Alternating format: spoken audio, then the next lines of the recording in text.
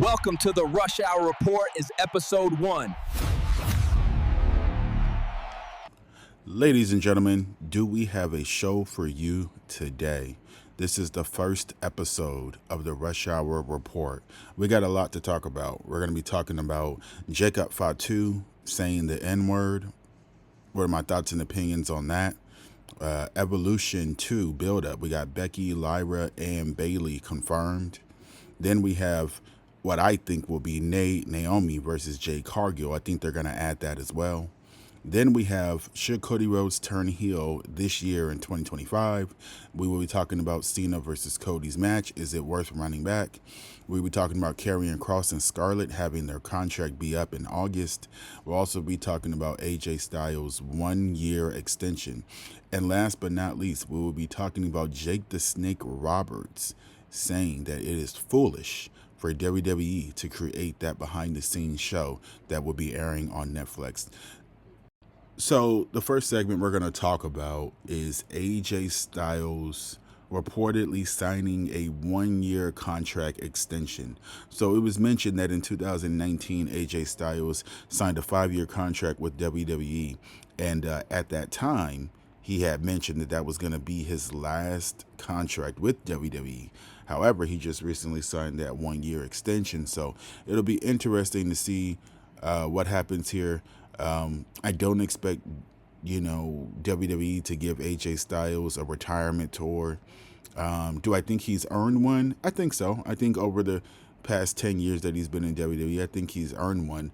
I just don't think they're going to do that. And I don't think he's going to, have one more, main event run or one more major championship. And the last championship he may end up winning is that Intercontinental Championship from Dominic Mysterio. I mean, hopefully he has a good storylines leading, if he ends up winning that championship, then maybe he'll have some good storylines leading on his way out of the company if he's going to retire. Since he only extended for 1 year, I'm guessing they're not going to, he may or may not retire. Who knows? But that was just something I think that I wanted to put out there. Now, also, Karrion Kross and Scarlett. These are two other individuals that we need to be looking at. Their contracts are expiring soon. And a lot of rumors are flying around that they only have like 1 month left, which is this month of July. In August, they're saying that Scarlett's contract is up. And everyone is thinking that obviously Karrion's is up as well, because when Karrion Kross re-signed with WWE, obviously Scarlett did as well.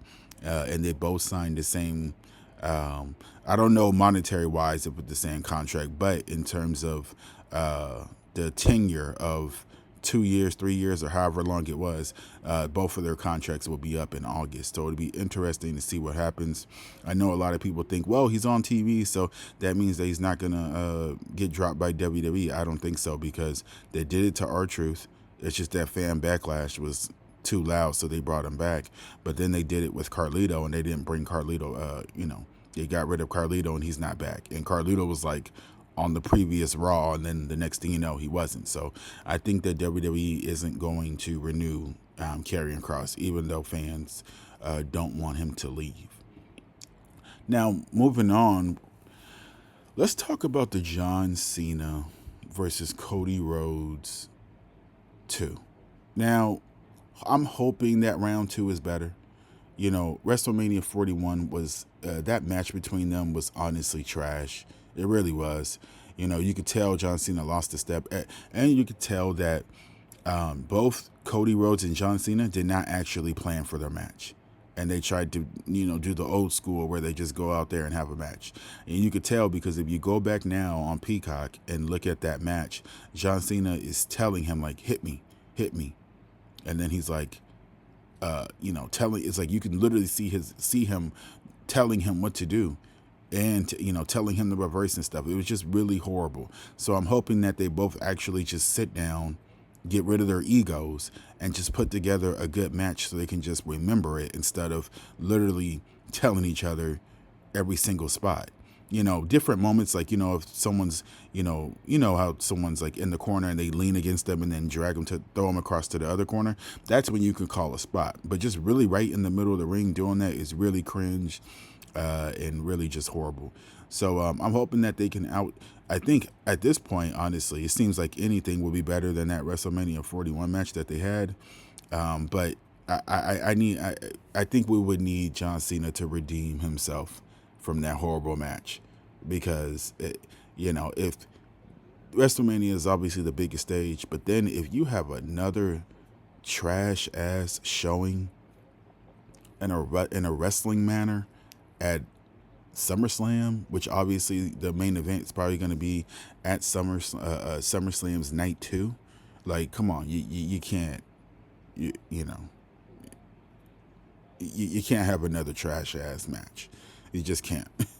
And it'll be interesting too, because one of my takes is that I think Cody Rhodes should turn heel. Now, personally, I think he should turn heel against Paul Heyman. I mean, excuse me, guys. Sorry, not turn heel against Paul Heyman. He should turn heel with Paul Heyman, and the reason why is just because of the background with his father, Dusty Rhodes, and how Paul Heyman, back when Cody was a kid or a teenager or whatever. They were his the family was struggling with money and whatnot, and there was a moment where Paul Heyman called Dusty Rhodes and wanted to bring him into ECW, and the money that Paul Heyman paid him helped his family. So I think there's a easy emotional investment that Paul Heyman could always recall back to as the reason why he would join with Cody Rhodes. Now, obviously, he is connected to Seth Rollins, Roman Reigns. Seth Rollins and the Broomstick Crew, aka Braun Breaker and Bronson Reed. But so Paul Heyman is not going to end up joining him now. But I wouldn't mind seeing him join Cody later if Cody's going to turn heel, because the reality is this. I actually would appreciate if John Cena just stays heel throughout his whole entire remaining run, but I know that's not what they're going to do. They're going to want John to get his flowers and respect from the fans and whatnot. So at this point, it's really just a matter of when are they going to, metaphorically pull the trigger and have John Cena turn babyface, and how do you have John Cena turn babyface? Because I don't think that I see the way they're doing it, where it's just making Cena every once in a while. He's kind of like, seems like he's coming back to being the babyface John Cena with different things, like when he had that match with CM Punk at Night of Champions. He kind of tossed the championship away instead of using it and whatnot. So I see what they're doing there, and then you see him and Seth going through what they're going through. It'll be interesting. I think that personally, I think it would be cool if Cody turned heel, joined forces with The Rock, and then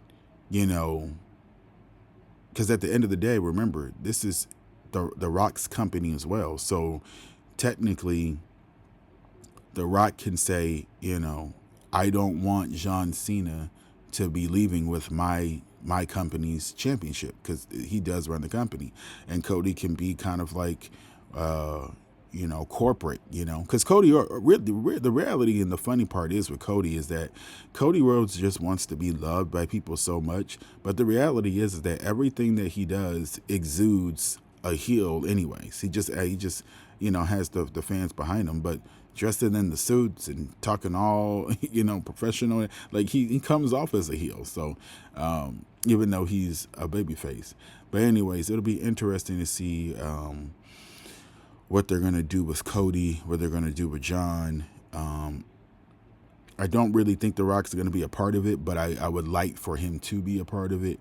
But yeah, so that's that. And then we're getting to the Jacob Fatu segment in regards to him saying the M-word. We'll get to that in a second. That'll probably be the last thing I talk about, or it may be the Jake Roberts thing. But I want to talk about interesting matchup that they just came with, which is Lyra, Becky, and Bayley will not be going up against each other at SummerSlam. They will now be competing at Evolution 2. I don't mind this, because I think that WWE, and I could be wrong, WWE could be making it to where it's Bayley versus Becky at SummerSlam. So personally, I think that Becky is going to retain the championship by pinning Lyra, and then Lyra's gonna kind of slowly be faded out of it, and it'll be Becky and Bayley going at it. Or what they could do, they could have this match and have there's so many different ways. I'll give you guys different ones since, again, this is the podcast, so we won't be doing quick reviews and all that stuff when in regards to the podcast. So I think that they can have Lyra win it back again, and because of Bayley's issue with her, and then obviously Becky will want a rematch, they can do it that way. I think the more effective way, in my personal opinion, would either be Becky or Bayley winning. Because if you have Bayley win, then now you have Becky Lynch, who deserves a rematch, and then Lyra can say, hey, I want a rematch. Because technically they haven't got their one-on-one rematches if WWE is still following the rules that they had years ago, where a champion loses, they get a shot at a rematch. Now, the other way they can do that is Becky ends up pulling away with the win, and then they just continue the feud. But I think that the championship would need to I feel like this. If Becky wins, then there's no reason to keep Lyra in it, because if more than likely Bayley's not going to eat the pin. She just came back after being written off television for, because of WrestleMania and whatnot. So realistically, I'm pretty sure Bayley will do like some top rope, belly to Bayley or something or whatever it is. And then somehow, or she'll do a finisher, and somehow, some way, Becky will pull out the win. So we'll see what happens in regards to that. Now, also something that hasn't been announced, but I'm pretty sure it will be today, is is July 6th. And Evolution is on July 13th. So I think that they're going to add Naomi versus Jade Cargill. If you guys watched Friday Night SmackDown, Naomi attacked Jade Cargill with the briefcase backstage and then started laughing at her, which was hilarious. So I think, and then, Jade told Nick Aldis, I'm tired of this, get me Naomi. So I think they're going to end up having a match at Evolution and whatnot. Now, on the Jacob Fatu thing, long story short, I'm not going to really go into it. Jacob Fatu should not have said the N-word. Last time I checked, Rikishi, Jey Uso, Jimmy Uso, Roman Reigns, Jacob Fatu, Solo Sikoa, and all the rest of them, they're all Samoans. The only person that is half black and half Samoan is The Rock. And I need Jey Uso, Jimmy Uso, Solo Sikoa, and Jacob Fatu to stop thinking that because they like black culture and they like black music and they try to walk like black people and talk like black people, or really, I don't want to say walk and talk and act like black people. I would say walk and talk and act like some black people, because not all black people do certain things. So, but either way, regardless, it is a rap culture, and I think that Jacob Fatu saying multiple N-words in the first minute of the song is not cool. It's not a good look. And even though he's a great wrestler and a great talker, if you want to use the slang, okay, cool. But you don't, just because you think you cool or whatever, that don't mean nothing about you saying the N-word. So that's all I got to say about that.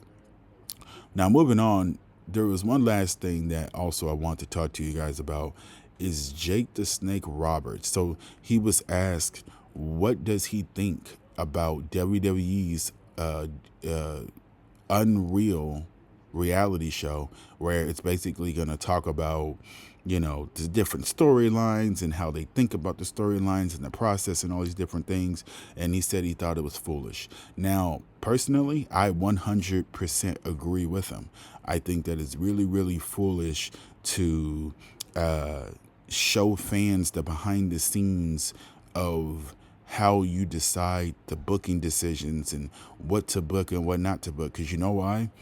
If they're doing this the way they've been promoting it, that means that you're going to show us that you didn't go with this main event and you went with this one, or you went with these two people in a certain match and not this one. And that's just going to have all of us, it's going to have all of us really question Triple H and what he's thinking in regards to storylines and main event matches and whatnot, because now you're exposing your stuff. You're exposing yourself to more scrutiny that he's already getting now.